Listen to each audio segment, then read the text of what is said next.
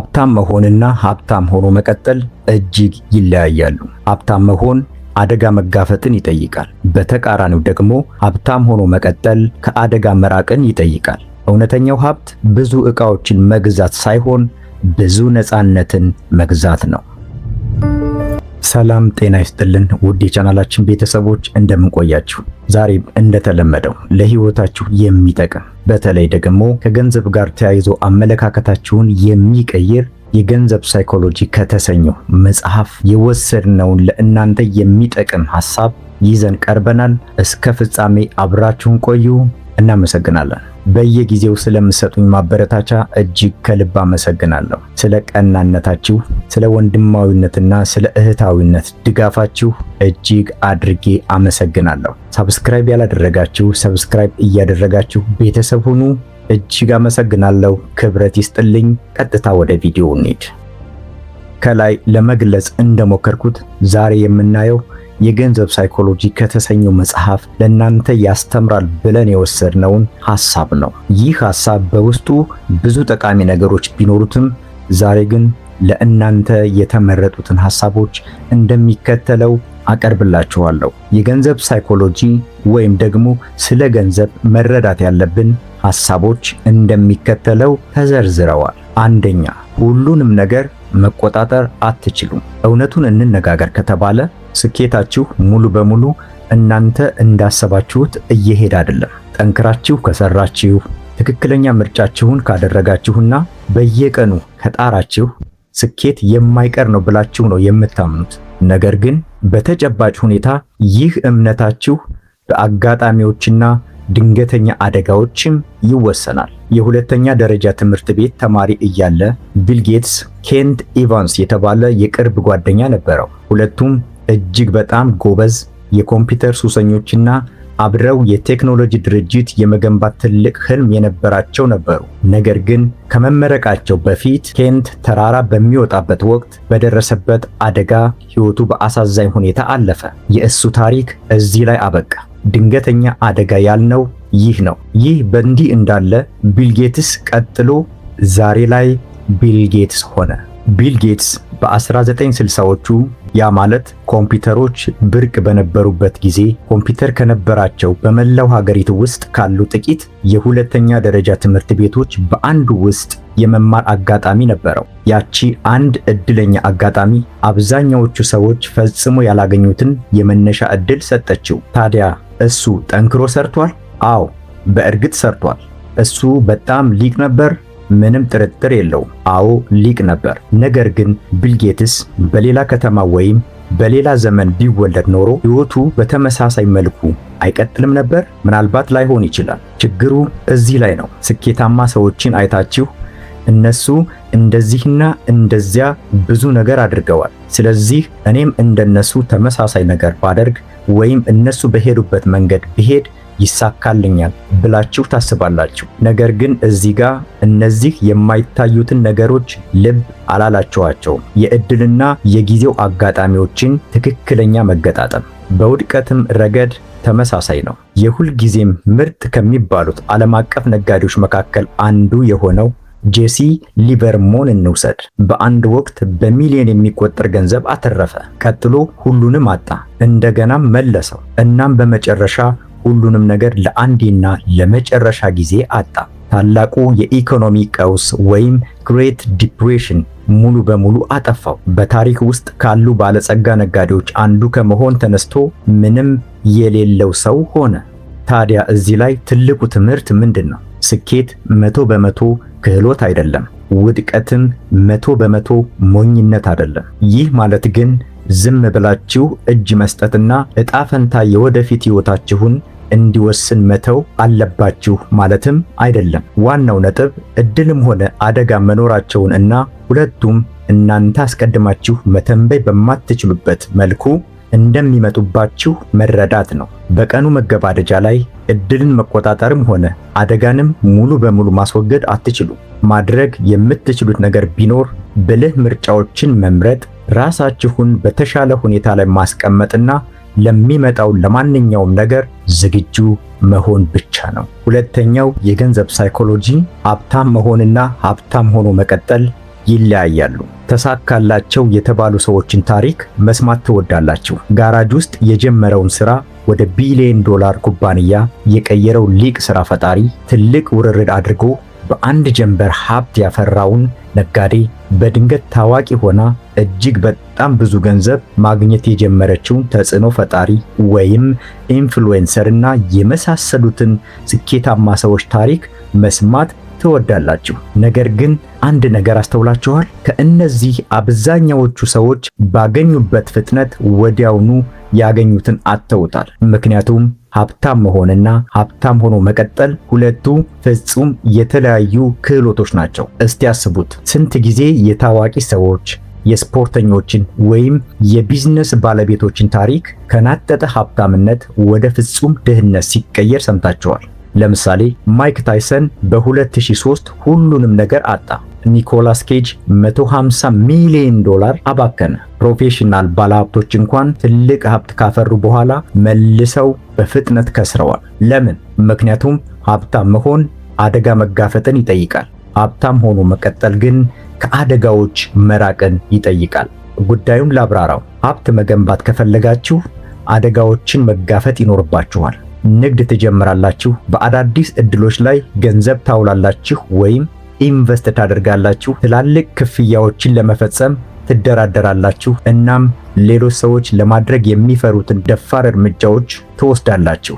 ብሩህ እይታ ያለው ወይም ኦፕቲሚስት መሆን ያስፈልጋችኋል። እስኪ የቀድሞ ስራ ፈጣሪዎችን አስቧቸው። ጄፍ ቤዞስ ጎዳና ላይ መጽሐፍትን ለመሸጥ የዎል ስትሪት ስራውን ሲለቅ፣ ኢሎን ማስክ የፔፓል ገንዘቡን ሙሉ በሙሉ ቴስላ ውስጥ ከቶ ሊከስር ሲቃረብ፣ እያንዳንዱ ታላቅ የስኬት ታሪክ ትልቅ ተግዳሮት የገጠመው ወቅት አለው። ታዲያ እናንተንም ጨዋታው ውስጥ የሚያስገባችሁ ያ ነው። ነገር ግን ሰዎች የሚሳሳቱት እዚህ ላይ ነው። ገንዘብ ካገኙ በኋላ ያንኑ ጠንከር ያለና አደገኛ ጨዋታዎችን መጫወት እንዲሁም ከፍተኛ አደጋዎችን መጋፈጣቸውን ይቀጥላሉ። ከአቅማቸው በላይ ይበደራሉ። ገንዘቡ ለዘላለም እየፈሰሰ እንደሚቀጥል ያስባሉ። ከዚያም ሁሉም ነገር እንዳልነበረ ይሆናል። ምክንያቱም ሀብታም ሆኖ መቀጠል ስለ ተቃራኒው አስተሳሰብ ነው። ትዕግስት፣ ትህትናና ቁማር መቆም ያለበትን ጊዜ ማወቅ። ለዚህ ደግሞ የኤፍቲኤክስ መስራች ሳም ባንክማን ፍሪድ ፍጹም ምሳሌ ነው። ባንክማን ኤፍቲኤክስን በመሰረተ በጥቂት ዓመታት ውስጥ ትልቅ የክሪፕቶ ልውውጥ ማዕከል ሆነ። በአንድ ወቅት 26 ቢሊዮን ዶላር ያወጣ ነበር። ነገር ግን ምን አደረገ? ስግብግብ ሆነ። አደገኛ የሚባሉ አደጋዎችን ተጋፈጠ። ከአቅሙ በላይ ተበደረ። እናም በ2022 ከሰረ። አልፎ ተርፎም ታሰረ። ሁሉንም ነገር አጣ። አሁን ያንን እንደ ዋረን ባፌት ካሉ ሰዎች ጋር አነጻጽሩት። ባፌት ከ100 ቢሊዮን ዶላር በላይ አለው። ነገር ግን እሱ መቼም ትልቅ አደጋዎችን አይጋፈጥም። ገንዘብ ማግኘትን ከሚወደው በላይ ማጣትን ይጠላዋል። የእሱ አካሄድ ወይም ስትራቴጂ በረጅም ጊዜ መጽናት ነው እና ሀብት ራሱን ይንከባከባል። እሱ ጊዜያዊ ወሬዎችን አይከተልም። ታዲያ የወደፊት ህይወታችሁን ለመጠበቅ ሁል ጊዜ በተጠንቀቅ መቆም አለባችሁ ማለት አይደለም። ነገር ግን ሀብታችሁ እንዲያድግ ረጅም ጊዜ እስኪሆን ድረስ መጠበቅ አለባችሁ። ምክንያቱም ግቡ አንድ ጊዜ ብቻ ገንዘብ ማግኘት አይደለም። ግቡ ዳግመኛ ስለ ገንዘብ እንዳትጨነቁ ማድረግ ነው። እናም ያንን ለማድረግ ብቸኛው መንገድ የረጅም ጊዜ ጨዋታ መጫወት ነው። አብዛኛዎቹ የሎተሪ አሸናፊዎች ድሃ የሚሆኑበት ምክንያት አለ። ተሳካልኝ ብለው ስለሚያስቡ በወጪ በዘፈቀደ ንግዶች ላይ በማዋል ወይም ኢንቨስት በማድረግ የተሳሳቱ ሰዎችን በማመን ሙሉ በሙሉ ይገባሉ። እናም ገንዘብን ለረጅም ጊዜ ይዞ መቆየት የተለየ አስተሳሰብ እንደሚጠይቅ አይረዱም። ሶስተኛው የገንዘብ ሳይኮሎጂ፣ ለነጻነታችሁ ስትሉ ገንዘብን ቆጥቡ። አሁን ደግሞ እስኪ ስለ ገንዘብ መቆጠብ እንነጋገር። አውቃለሁ አሁን ካላችሁ ላይ ግማሽ ገንዘብ አጣችኋል። አብዛኛዎቹ ሰዎች ገንዘብ መቆጠብን የወደፊት ወጪ እንደሆነ አድርገው ያስባሉ። ለምሳሌ በኋላ የተሻለ መኪና ለመግዛት እቆጥባለሁ ወይም ያንን የህልሜን የእረፍት ጊዜ ለመውሰድ እቆጥባለሁ ይላሉ። በእርግጥ ያ አስተሳሰብ ችግር የለውም። ነገር ግን እውነተኛው ሀብት ብዙ ዕቃዎችን መግዛት ሳይሆን ብዙ ነፃነትን መግዛት ነው። እስቲ አንድ ጥያቄ ልጠይቃችሁ። ለእናንተ ከገንዘብ የበለጠ ዋጋ ያለው ምንድን ነው? መልሱ አማራጮች ናቸው። በጊዜያችሁ ላይ ሙሉ የበላይነት መውሰድና በፈለጋችሁበት ጊዜ አይሆንም የማለት ችሎታ ነው። በጣም አስከፊ በሆነ ስራ ውስጥ የተጠመደ አንድ ሰው አውቃለሁ። ለዛውም በመርዛማ የሥራ አካባቢ ከሰዓት በላይ በመስራት እና በመጥፎ አለቃ። ነገር ግን እንደዛም ሆኖ ስራውን ለመልቀቅ አልቻለም። ለምን? ምክንያቱም ምንም ቁጠባ አልነበረውም። ከእጅ ወደ አፍ በሆነ ህይወት ውስጥ እየኖረ ስራ መልቀቅ አማራጭ ባልሆነበት አዙሪት ውስጥ ነው ያለው። አሁን ደግሞ ያንን ላለፉት ዓመታት ጠንክሮ ከቆጠበ ሌላ ሰው ጋር አነጻጽሩት። ታዲያ ስራው ህይወቱን ማድከም ሲጀምር ምን አደረገ መሰላችሁ? ድርጅቱን ጥሎ ወጣ። ምንም ጭንቀት የለም፣ ምንም ድንጋጤ የለም። ዝም ብሎ ብቻ እኔ ወጣው አለ። ለዚህም የሚሆን አንድ አባባል አለ፣ የነጻነት ፈንድ። መሰረታዊ ነገሩ ከመጥፎ ሁኔታዎች ዘወር ለማለት የሚያስችላችሁ የገንዘብ ክምችት ነው፣ ወይም የገንዘብ ጥርቅም ነው። ስራችሁ አስጠላችሁ፣ መቆየት የለባችሁ። አከራያችሁ ኪራይ ጨመረባችሁ፣ አማራጮች አሏችሁ። መርዛማ ግንኙነት ባለበት አካባቢ በተለይ ስለ ኪራይ ሳትጨነቁ ጥላችሁ መውጣት ትችላላችሁ። እና ደግሞ ለዚህ ጉዳይ ሚሊዮኔር መሆን አያስፈልጋችሁ። የ6 ወር ወጫችሁን የሚሸፍን ቁጠባ መኖሩ እንኳን በህይወታችሁ ውስጥ ፍጹም የተለየ ቦታ ላይ ያደርጋችኋል። መቆጠብ አንችልም የሚሉ አብዛኛዎቹ ሰዎች በእርግጥ ይችላሉ። ነገር ግን መቆጠብ አስደሳች አይደለም። ማውጣት ግን እጅግ ደስ ይላል። አዲስ መኪና ስትገዙ ሰዎች ያስተውላሉ። ኢንስታግራም ላይ ስትለጥፉት ደግሞ ሁሉም ያደንቃችኋል። መቆጠባችሁን ግን ማንም አያየውም። በጸጥታ $500 ወደ ድንገተኛ አደጋ ጊዜ ገንዘባችሁ ካላዘዋወራችሁ ማንም አያጨበጭብላችሁ። አብዛኛዎቹ ሰዎች ሀብታም መሆን ማለት ውድ ዕቃዎችን መግዛት ይመስላቸዋል። ነገር ግን በተጨባጭ ዓለም ያሉ እጅግ ባለጸጋ ሰዎች ጊዜያቸውን መልሰው በመግዛት ላይ ያተኩራሉ። ምክንያቱም ገንዘብ ሊገዛው የሚችለው ምርጡ ነገር ቢኖር ተጨማሪ ገንዘብ አለመፈለግ ነው። አራተኛው የገንዘብ ሳይኮሎጂ፣ ሀብት ማለት የማይታይ ነገር ነው። በ2014 እንደ ፈረንጆቹ አቆጣጠር ሮናልድ ሪድ የተባለ አንድ የጽዳት ሰራተኛ ነበረ። ነዳጅ ማደያ ውስጥ ሰርቷል። ከዚያም በጽዳት ሰራተኝነት አሮጌ መኪና ያሽከረክር ነበር። በየቀኑ ተመሳሳይ ልብሶችን ይለብስ ነበር። ምንም የሚያብረቀርቅ ነገርም አልነበረው። ሰዎች ምናልባትም በጭንቀት እየኖረ ይሆናል ብለው ያስቡ ነበር። ከዚያም አንድ ቀን በ92 ዓመቱ ሲሞት $8 ሚሊዮን ትቶ አለፈ። ሁሉም ሰው ደነገጠ። ይህ ሰው $8 ሚሊዮን ከየት አመጣ? እንደገና ሲታይ ሌሎች ራሳቸውን በሚያሳዩበት ጊዜ ሮናልድ ሪድ ግን በጸጥታ ሀብቱን እየገነባ ነበር።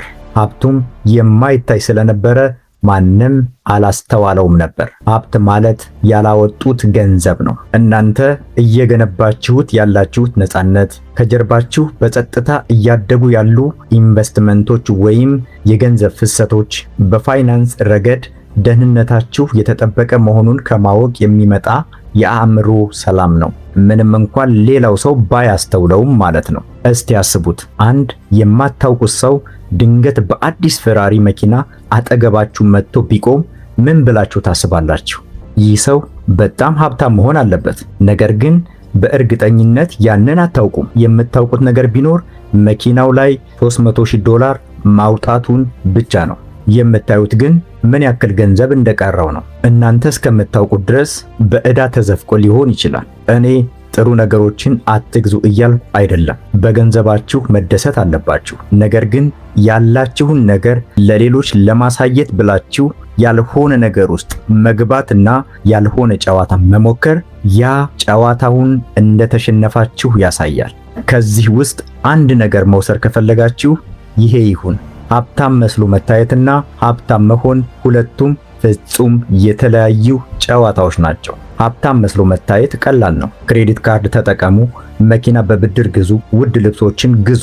ምክንያቱም ይህንን ማንኛውም ሰው ሊያደርገው ይችላል። ሀብታም መሆንስ ያ ስለማይታየው ነገር ነው። አንዳንድ ሰዎች ባለ 6 አሃዝ ገቢ እያገኙ አሁንም የሚታገሉት፣ ሌሎች ደግሞ በጣም አነስተኛ ገቢ እያገኙ ቀድመው ጡረታ የሚወጡበት ምክንያት በዚህ አንድ ቀላል ልዩነት ብቻ ነው። አንዳንዶቹ ዕቃዎችን ይገዛሉ፣ ሌሎች ደግሞ ነፃነትን ይገዛሉ። ሀብት ማለት ገቢያችሁ አይደለም። ሀብት መኪናችሁ አይደለም። ሀብት ማለት ያላወጣችሁት ገንዘብ ነው። ለዚህ ነው እንደ ዋረን ባፌት ያሉ ሰዎች አሁንም በ1958 በገዙት ቤት ውስጥ የሚኖሩት። መኖሪያ ቤት መግዛት ስለማይችሉ ሳይሆን ራሳቸውን ከማሳየት ይልቅ ለነጻነት ዋጋ ስለሚሰጡ ነው። አምስተኛው የገንዘብ ሳይኮሎጂ ስሜቶች ዋጋ አላቸው። እዚህ ላይ አንድ ነገር ግልጽ ላድርግላችሁ። ገንዘብ ቁጥር ብቻ አይደለም፣ ስሜቶችንም የሚጨምር ነው። እናም አብዛኛው የገንዘብ አያያዝ ግንዛቤ ዋናውን ነጥብ ሙሉ በሙሉ የሚያጣው እዚህ ላይ ነው። ብዙ ባለሙያዎች ስለ ገንዘብ ልክ እንደ ቀላል ሂሳብ ያወራሉ። የሆነ ነገር ላይ ገንዘባችሁን ካወጣችሁ ወይም ኢንቨስት ካደረጋችሁ፣ በሌላ በኩል ወጪዎችን ከቀነሳችሁና የዛኛውን ፐርሰንት ገቢዎቻችሁን ካስቀመጣችሁ በፋይናንስ ወይም በገንዘብ አያያዝ ረገድ ዝግጁ ትሆናላችሁ። ነገር ግን እውነታው ይህ ነው። እናንተ ሮቦቶች አይደላችሁም። እናንተ ስሜታዊ ፍጥረታት ናችሁ። ወደ ገንዘብ ሲመጣ ምክንያታዊ መሆን ፍጹም እውነታዊ ወይም ሎጂካል ከመሆን የበለጠ አስፈላጊ ነው። ሰዎች የገንዘብ ወይም የፋይናንስ ውሳኔዎችን በሰንጠረዦች ላይ ከማድረጋቸው በፊት በስሜቶቻቸው ላይ ተመስርተው ይወስናሉ። እናንተ ገንዘብ እያፈሰሳችሁ ወይም አልባሌ ቦታ ኢንቨስት እያደረጋችሁ ነው እንበል። ያንን ገንዘብ ለማውጣት አሳማኝ ምክንያታችሁ ምንድን ነው? ገንዘባችሁን ሙሉ በሙሉ ዓለም አቀፍ ገበያ ውስጥ አስገብታችሁ መቼም ቢሆን አለመንካት ነው። ነገር ግን ገበያው ሲወድቅ ምን ይከሰታል? ስሜቶቻችሁን ትቆጣጠራላችሁ። የእናንተ ገንዘብ በ40% ሲቀንስ ታያላችሁ። እናም በድንገት ያ ገንዘቡን ያወጣችሁበት ምክንያት አጥጋቢ እንዳልነበረና ስህተት እንደነበራችሁ ትገነዘባላችሁ። ከዚህ የተነሳ ትደነግጣላችሁ፣ ትቆጫላችሁ። እናም እንኳን ደስ አላችሁ፣ ኪሳራችሁን አረጋግጣችኋል። አብዛኛዎቹ ባለሀብቶች የሚከስሩት ለዚህ ነው። ምን ማድረግ እንዳለባቸው ስላላወቁ ሳይሆን ከዛ ጋር ተያይዘው የሚመጡትን ስሜቶች ማስተናገድ ስላልቻሉ ነው። በእውነታና በምክንያታዊ አስተሳሰብ መካከል ያለውን ልዩነት ላስረዳችሁ። እውነታዊ ወይም ሎጂካል አስተሳሰብ ማለት ይህ ገንዘባችሁን የምታፈሱበት መንገድ ወይም ኢንቨስትመንት ስትራቴጂው በ50 ዓመታት ውስጥ ከፍተኛ ትርፍ አለው። ስለዚህ ምንም ቢመጣ እሱን ትከተላላችሁ። ምክንያታዊ አስተሳሰብ ማለት ደግሞ ይህ መንገድ ወይም ስትራቴጂ ትክክል ነው፣ ነገር ግን ገበያው በሚወርቅበት ወቅት እንደምትደነግጡ ታውቃላችሁ። ስለዚህ ሰላም እንዲሰማችሁ የተወሰነ ገንዘብ በጥሬ ገንዘብ ታስቀምጣላችሁ። አሁን ልዩነቱን አያችሁት? አንደኛው በንድፈ ሐሳብ ደረጃ ፍጹም ነው፣ ሌላኛው ግን በእውነተኛ ሕይወት ውስጥ ይሰራል። ዋረን ባፌት ከፍተኛ ትርፍ የሚያስገኝ ዘዴ ወይም ስትራቴጂ የለውም። እሱ እንደ ክሪፕቶ ባሉ ከፍተኛ አደጋ ባላቸው ነገሮች ላይ ገንዘቡን ወጪ አያደርግም። ለምን? ምክንያቱም እሱ ማታ በሰላም እንዲተኛ በሚያስችለው መልኩ ነው ገንዘቡን ወጪ የሚያደርገው። ስለዚህ ምክንያታዊ ሆኖ ይቆያል። ሎጂካል ብቻ አይደለም። ለዚህ ነው ከ60 ዓመታት በላይ አሁንም ጨዋታው ውስጥ ያለው። አንድ አጭር ታሪክ ልንገራችሁ። በጣም ምርጥና አዋጭ ቢዝነስ ለመፈለግ በጣም የተጨነቀ አንድ ጓደኛ ነበረኝ። አክሲዮኖችን በማጥናት እያንዳንዱን የፋይናንስ ወይም የገንዘብ አያያዝ መጽሐፍ በማንበብ እያንዳንዱን ሳንቲም ጥቅም ላይ ለማዋል ሰዓታትን ያሳልፍ ነበር። ነገር ግን ምን እንደተፈጠረ ታውቃላችሁ? በአማራጮች ብዛት የተነሳ ግራ ተጋብቶ መቼም ገንዘቡን ወጪ አላደረገም። ይህ በእንዲህ እንዳለ ሌላኛው ጓደኛዬ ደግሞ ገንዘቡን በተለያዩ አክሲዮኖች ውስጥ አስገብቶ ዳግመኛ አልተመለከታቸው። ማን የበለጠ ገንዘብ ያገኘ ይመስላችኋል? እርግጥ ነው በገንዘቡ አንድ ነገር ያደረገ ወይም ገንዘቡን አንድ ነገር ላይ ኢንቨስት ያደረገ ወይም ስራ ላይ ያዋለው ነው። ልክ እንደዚሁ እናንተም ለእናንተ የሚሆነውን ቢዝነስ ፈልጋችሁ አግኙ። ምርጥ የሚባለው የገንዘብ ስርዓት ወረቀት ላይ ከፍተኛ ትርፍ ያለው አይደለም፣ በእርግጠኝነት ልትቀጥሉበት የምትችሉት ነው። ምክንያቱም ገንዘብ ቁጥር ብቻ አይደለም፣ ስሜትም ጭምር ነው። እናም እናንተን ትርፋማ የሚያደርግ የገንዘብ አጠቃቀም ስርዓት በሰላም ለመኖር የሚያስችላችሁ ነው። መልካም፣ እስካሁን ብዙ ነገሮችን አሳይቻችኋለሁ። ነገር ግን ያለ ተግባር መረጃ ብቻ ከንቱ ነው። እናም ይህ ቪዲዮ ከረዳችሁና አቅጣጫ ካሳያችሁ ለራሳችሁ አንድ ውለታ ዋሉለት። ዛሬውኑ እርምጃ ውሰዱ። ምክንያቱም ለመጀመር ምርጡ ጊዜ የነበረው ትናንት ነው። ሁለተኛው ምርጥ ጊዜ ደግሞ መቼ ነው? ዛሬ። ከዛሬም ደግሞ አሁን ነው። ስለዚህ አሁን ጀምሩ።